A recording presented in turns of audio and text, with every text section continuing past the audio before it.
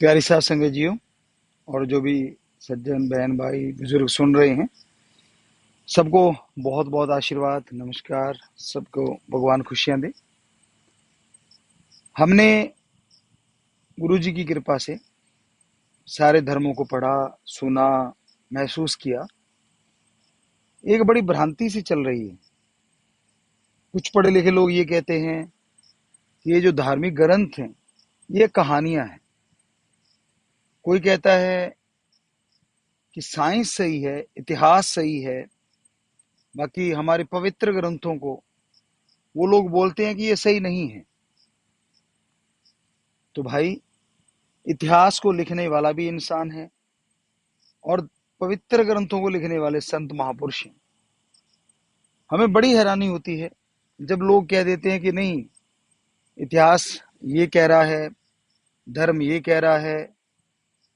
जैसे पवित्र रामायण के बारे में बात कर लीजिए, पवित्र वेदों के बारे में बात कर लीजिए। कई बार हमारी चर्चाएं हुई इस बात पे कि नहीं, ये सारे हमारे जो पवित्र ग्रंथ हैं ये थे और इनमें जो लिखा है ये ज्यों का त्यों था।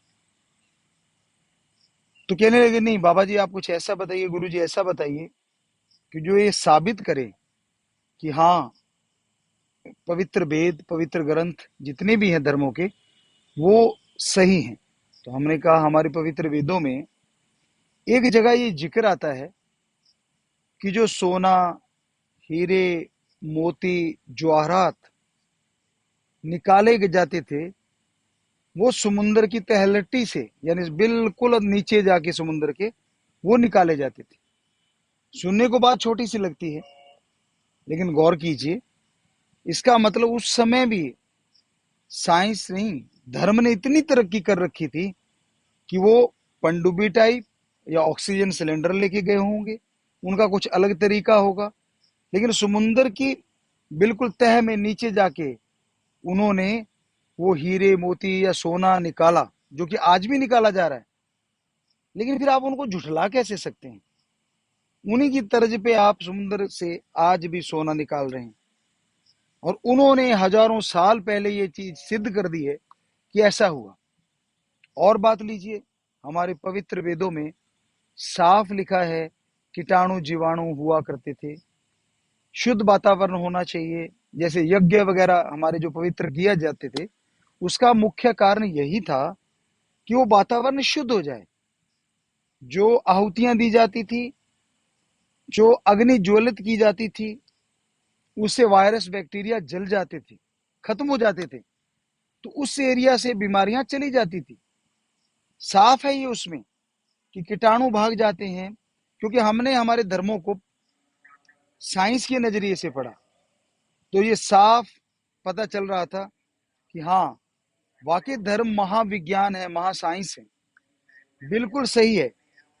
लेकिन फिर भी लोग कह देते हैं कि धर्मों में ये जो लिखा है ये काल्पनिक चीजें हैं।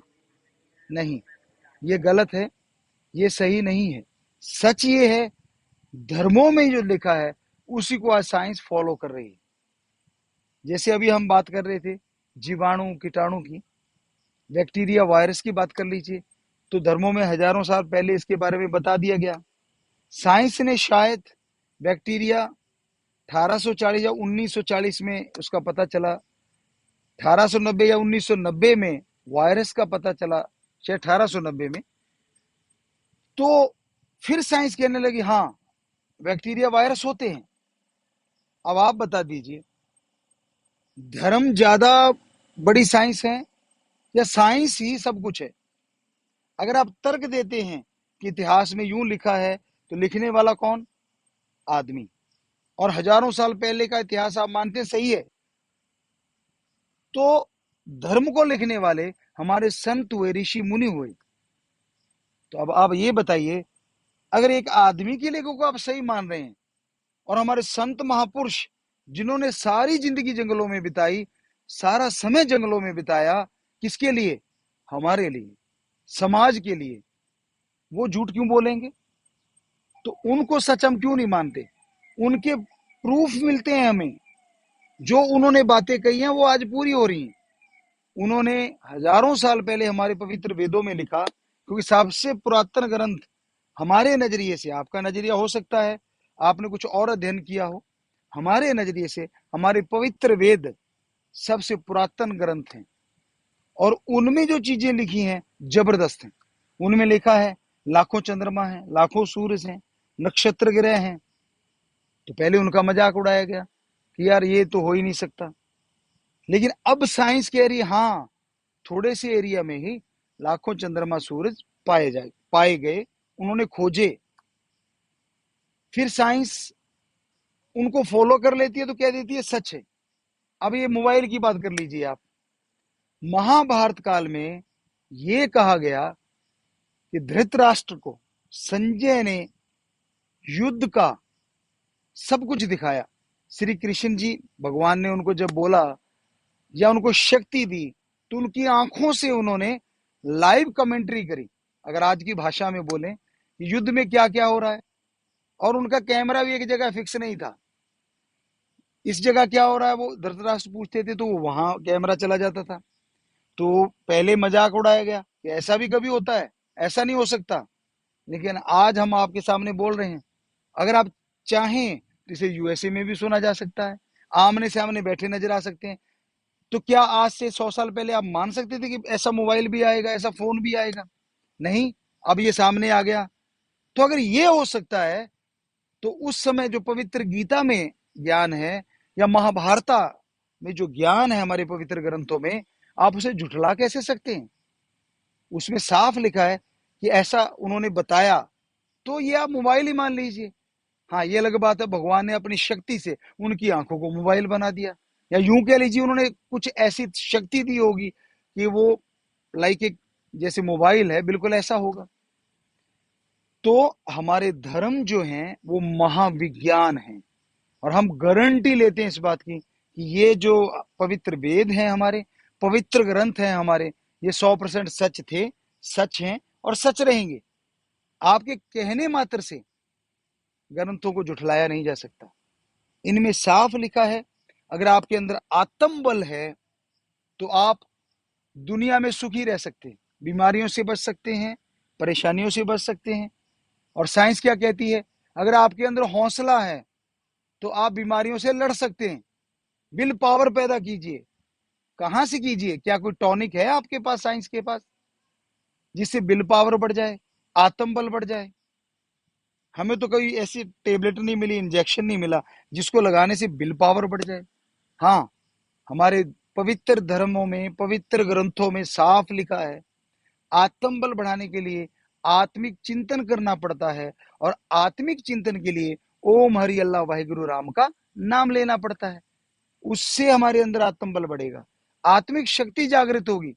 और धर्मों में साफ लिखा है कि आत्म बल बढ़ने से आप बीमारियों से लड़ने के, मान लीजिए 10% पहले काबिल थे तो 100% काबिल बन जाएंगे।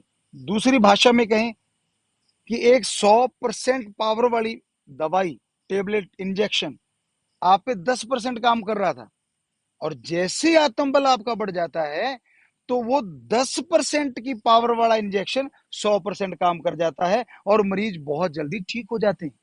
ये हमने अपनी आंखों से देखा है, हमारा निजी अनुभव है। तो फिर धर्मों को गलत कैसे कह देते हैं आप? कैसे कह देते हैं कि ये कल्पना है? तो हम अगर कह दें इतिहास कल्पना है, तो हम कह दें साइंस कल्पना है, तो कल बेचारी बनी है।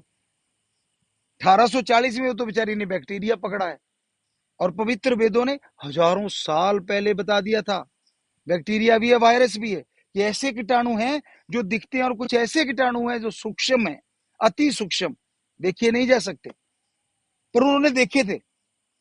अगर आप कहते हैं आज लेंस से देख सकते हैं, इस चीजों से देख सकते हैं, तो इसका मतलब उन्होंने देखे थे, तभी तो कहा कि अति सूक्ष्म कीटाणु हैं। तो वायरस बैक्टीरिया की खोज उन्होंने की, और झंडा आप उठा के घूम रहे हैं साइंस वाले कि नहीं भाई, साइंस बहुत बड़ी चीज है, धर्म तो कोई चीज ही नहीं, धर्म तो कल्पना है, ये तो फजूल की बातें हैं। तो हम ये आपको गारंटी दिलाते हैं, हमारे जो धर्म है वो जोड़ना सिखाते, तोड़ना नहीं। धर्म बदलना नहीं सिखाते, इस पे चलना सीखना चाहिए। तो आपका जो भी धर्म है उसी धर्म को पकड़ के रखिए, बदलने से कोई फायदा होने वाला नहीं है, क्योंकि समुंदर है हमारे धर्म, हमने जो देखा, पवित्र वेद एक ऐसा समुंदर है जिससे बहुत सी नदियां निकली हैं, क्योंकि सेम थिंग मिलती है हमें। हमने पवित्र वेदों को पढ़ा और भी बहुत सारे पवित्र ग्रंथों को पढ़ा, तो जो पवित्र वेदों में लिखा है, कई ग्रंथ उसी को फॉलो कर रहे हैं। पवित्र ग्रंथ हर धर्म में है, बहुत बढ़िया सिखाते हैं।